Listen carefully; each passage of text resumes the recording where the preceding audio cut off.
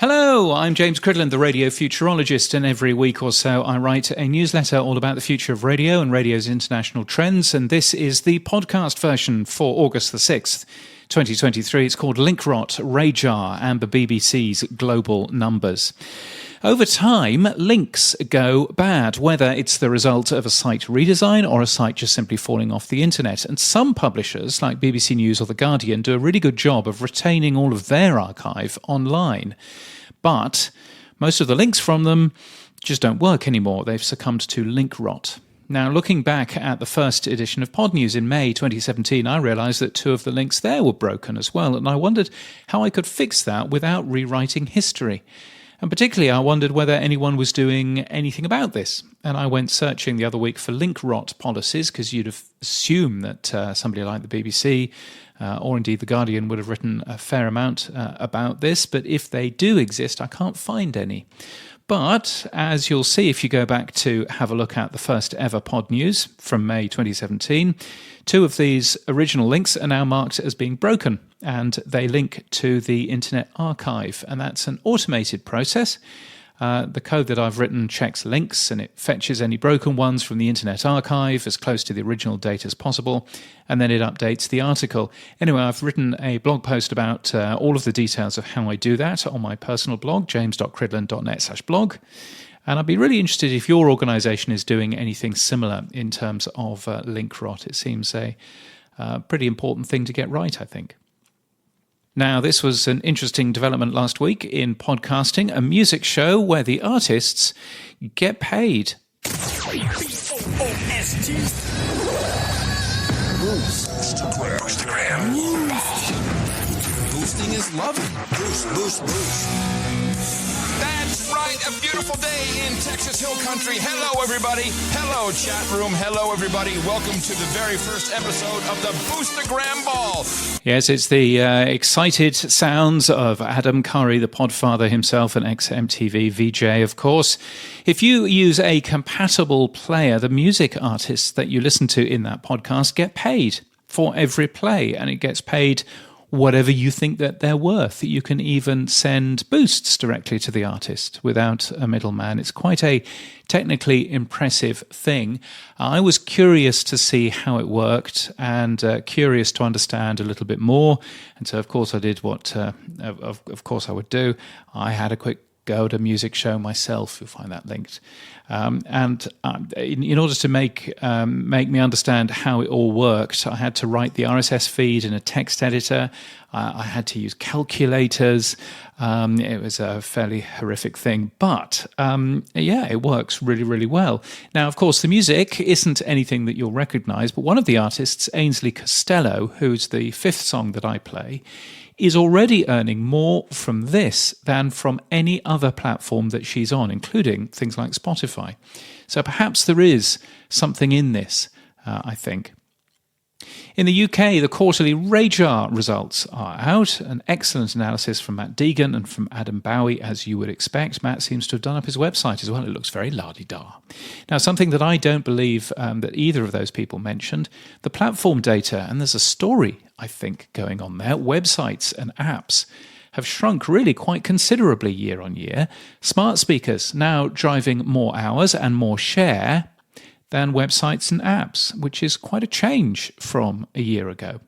Now, DAB is still considerably bigger than online, but of course DAB comes with a lack of first-party data, which is why commercial radio groups would rather that you signed in to listen online. And the BBC, because it thinks it's a commercial radio group these days, is copying the commercial broadcasters as well. But worthwhile a peek, I think, at the platform data. Now, last week I mentioned that the BBC's overall global reach has declined quite markedly, and I suggested that making BBC News, the BBC News channel, available on YouTube for free would really help that, and something, incidentally, you can geo-block country by country. So if they wanted to, they could start today by making the BBC News channel only available in countries where they don't have carriage deals. Now, I'm told that the main loss is from the significant cuts to the BBC World Service, however, and not least the closure of BBC Arabic radio.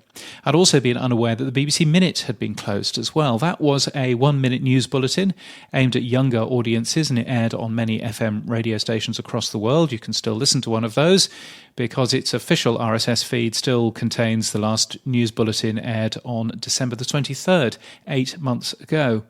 It was a shining example of the BBC getting its content on air everywhere, and it seems a bit of an own goal that it's all gone. Now let's take a listen to a little bit of commercial radio from Australia many, many years ago. The makers of Persil welcome you to Australia's biggest and brightest quiz.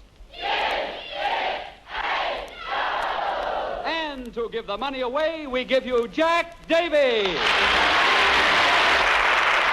Hi-ho, everybody. Welcome to the Persil Show. Give it a go. Give it a go with Jack Davis, who sounds very northern to me and most certainly not very Australian. Anyway, commercial radio in Australia turns 100 years old this year.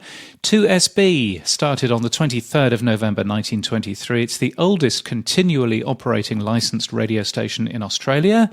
It did change its name, though, from 2SB, which stood for Sydney Broadcasters, over to 2BL, Broadcasters Limited, because its competitor appeared a couple of weeks later and called itself 2FC, and 2FC sounds a bit too close to 2SB.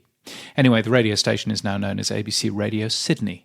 Now, I tell you all of this because, firstly, I find it a really interesting point of difference between Australia and the UK. Legal commercial radio in the UK only came on air in 1973.